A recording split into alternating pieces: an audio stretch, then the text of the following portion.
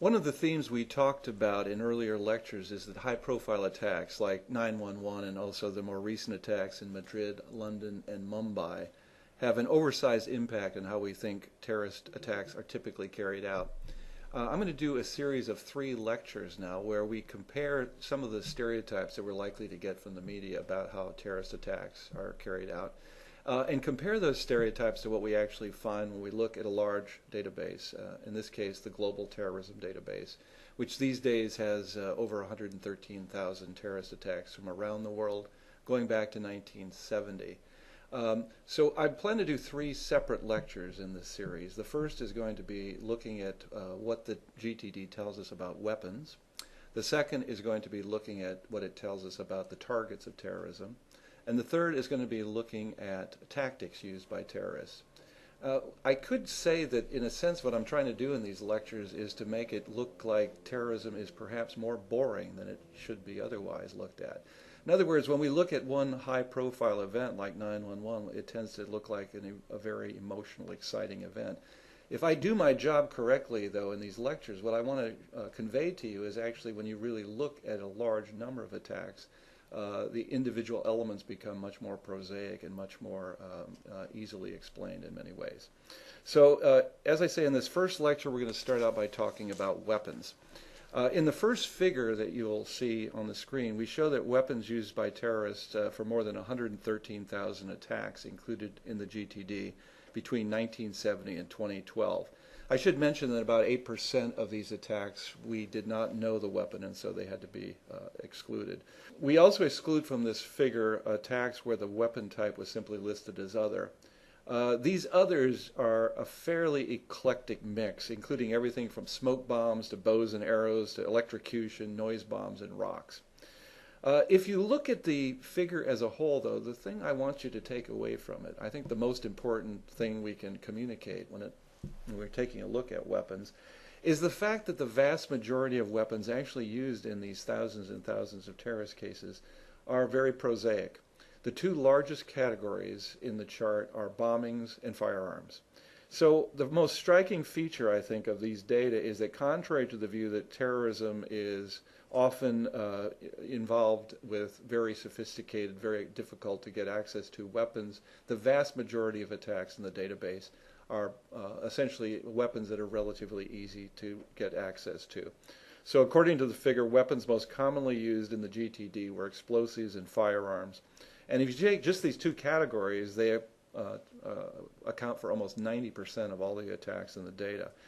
And not only are explosives and firearms the most commonly used weapons, but the type of explosives and firearms are also relatively common and relatively accessible. So the most common explosives include things like dynamite. The most common firearms include things like shotguns and other kinds of pistols and automatic weapons. So all other weapons in the database are just over 10% of attacks. Incendiary weapons would include devices such as, besides explosives, so things that produce fire. So this would be flamethrowers, fire bombs, containers filled with gasoline or alcohol, any weapon that facilitates arson. Now, some of you may not be familiar with the expression melee, but melee here refers to weapons that can only be used at very close range. So this would be blunt objects, hands, feet, fists, sharp objects, rope, something that could be used to injure someone directly or could be used to suffocate someone. So melee is used as the primary weapon in less than 3% of the attacks, so relatively uncommon. And it's worth noting that melee is one of the weapon types recorded for the 9/11 attacks, given that the attackers used knives and box cutters in the process of hijacking the airplanes. You'll see chemical weapons, which include toxic substances, insecticides such as cyanide, powerful gases such as sarin gas, all of which can cause immense sickness, discomfort, even death. We also include sabotage equipment, which describes objects other than explosives or firearms that are used to disrupt how systems function. These are often used to make the system destructive, dangerous, or lethal. So, for example, this would include a situation where terrorists remove nuts and bolts from train tracks, causing them to derail. You'll notice there's an odd category on here called fake weapons. These are sometimes used to intimidate and threaten victims in order to make them comply with the attacker's demands. These can include mock explosives. It could include white powder that mimics anthrax spores. It could include fake firearms, fake guns. Now, we don't generally include hoaxes in the data, but if the individuals in the situation perceive the weapon to be real and an event is actually carried out, we will include it in the data. So some attackers use fake weapons in concert with real weapons to exaggerate the threat of violence, for example. You'll see also that vehicles are included as weapons.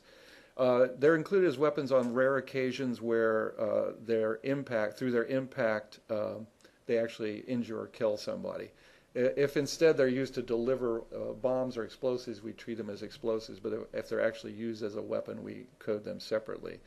Among the least frequently used weapons in the table are biological agents. This would include things like anthrax, E. coli, salmonella, which can be extremely toxic, and contact with even tiny amounts of these can sometimes be fatal.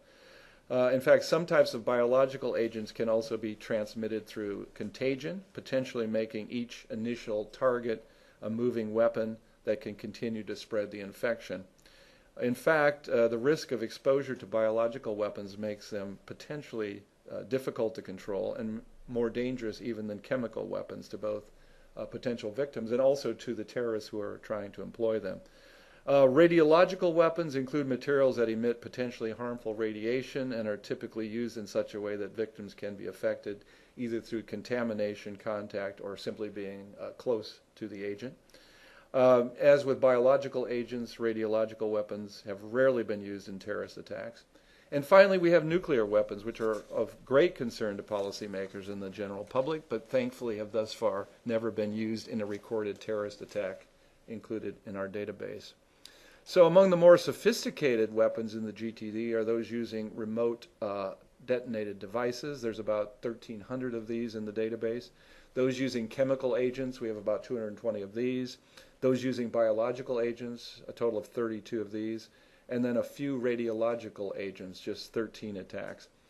Chemical agents were used in 1/5 of 1% of all incidents in the GTD, and biological and radiological incidents were each present in less than 3/100ths of 1% of all attacks. So you can see they're extraordinarily rare, but they do appear in the data.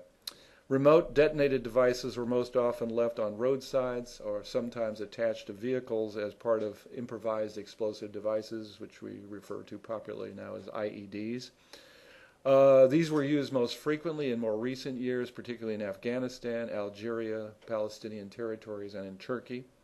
In some cases, they're also planted in packages and then detonated at strategic locations. Attacks involving chemical agents range from letters containing rat poison to attempts to contaminate water supplies.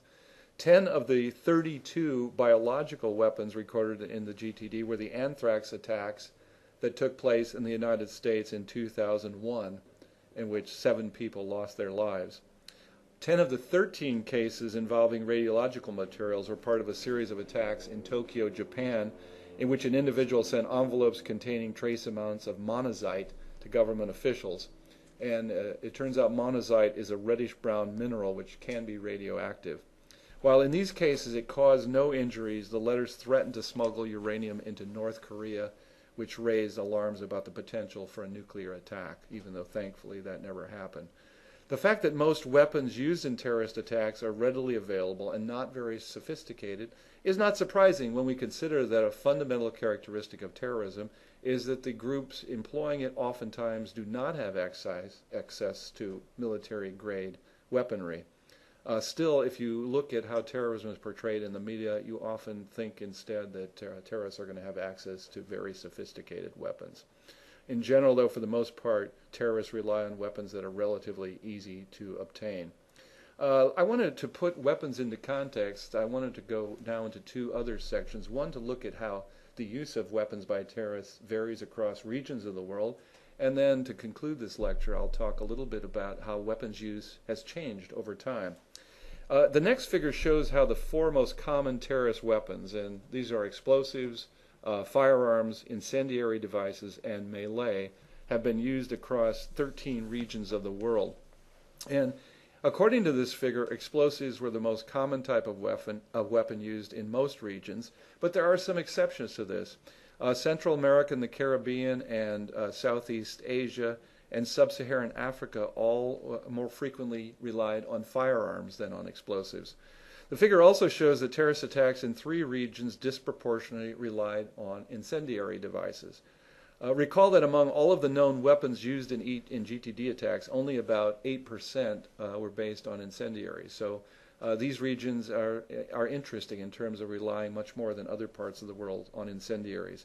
So attacks in East Asia, North America, and Western Europe relied much more on incendiary devices than other parts of the world.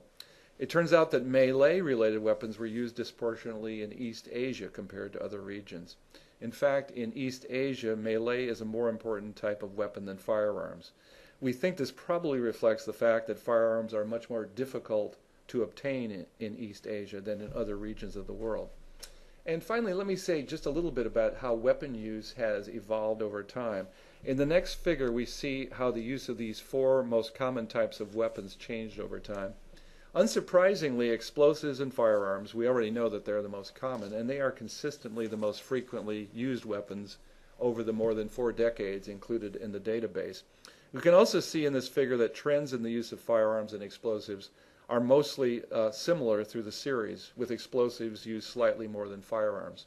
In fact, firearms were used more often than explosives in only 8 of the past 43 years. The gap between the use of explosives and firearms is especially wide in the early 1980s and from 2006 to 2012. The 1980s saw explosive attacks greatly increasing by extremely active terrorist campaigns, particularly in South America, including Chile and Peru, where they were very common. The large number of attacks using explosives in the 21st century reflects to a large extent attacks in the Middle East and North Africa, especially in the aftermath of the U.S.-led military operations in Afghanistan and Iraq, starting in 2001 and 2003, respectively. From 2003 until the end of the series in 2012, the GTD includes nearly 7,000 attacks in Iraq and over 2,500 attacks in Afghanistan that used explosives. The figure shows that compared to explosives and firearms, incendiary devices and melee-related weapons are, of course, far less common. Overall, attackers use explosives nearly 6 times more often than incendiaries and about 19 times more often than melee-related weapons. However, incendiaries were especially common from the mid-1970s to the late 1990s. They declined through the 2000s and have again become more common since about 2008. As we talked about just a moment ago, melee attacks were relatively rare throughout the series, but they began to increase in the late 1980s and reached a peak in 1992. Melee attacks began to drop again in 1998 and bottomed out with only 35 attacks in 2004. What conclusions can we wrap this session up with if we talk about weapons more generally? I'd say the following. Despite the fact that the media and policymakers often emphasize the threat of sophisticated weaponry used by terrorists, our analysis of weapons used in the more than 113,000 cases in the GTD shows that attackers, by and large, have relied mostly on explosives and firearms. Now, I should hasten to say that just because the weapon used is relatively unsophisticated, it does not imply that it can't be deadly. In fact, many of the deadliest attacks over the past 43 years have not been based on sophisticated weapons, but have been on weapons that are relatively easy to get access to. Just to give you one example, if we think back to November 2008 and the attacks in Mumbai, India, where the attackers stormed the city, shooting indiscriminately into crowds at the central train station, engaged in a gun battle with police at a hospital, shot at and threw hand grenades at patrons in crowded restaurants and hotels, attacked a synagogue. These were incredibly deadly attacks. More than 175 people were killed and several hundred were injured, and all based on relatively easily accessible weapons, firearms and explosives. So it's important to remember that terrorists can cause large numbers of casualties and tremendous damage with relatively simple weapons. And in fact, most attackers do not use sophisticated weapons. Instead, they generally rely on just a couple of readily accessible weapons. Now, despite the fact that this is the case, I don't think it's good advice to ask counterterrorist officials to stop looking at more sophisticated weaponry. Indeed, as technology evolves, terrorists may be even more likely to adopt new weapons and tactics to help reach their goals. And in fact, after any new invention, from airplanes to radioactive isotopes, it's perhaps inevitable that terrorists will seek ways to use these new tools to advance their political agendas. Now, this example doesn't apply just to weapons, but again, going back to the Mumbai case, we can see how technology really was used by terrorists in this case. Media reports confirm that Lashkar-e-Taiba attackers in the Mumbai attacks, relied on Google Earth images of their targets. They used satellite telephones, and they used GPS to navigate the targets and to provide an escape route. They used internet phones to communicate with their handlers, who were also monitoring media reports. The live video reporting over the 4-day massacre allowed the terrorists to anticipate many of the efforts by the police and by the military to contain them and to put an end to the attack. Thank you.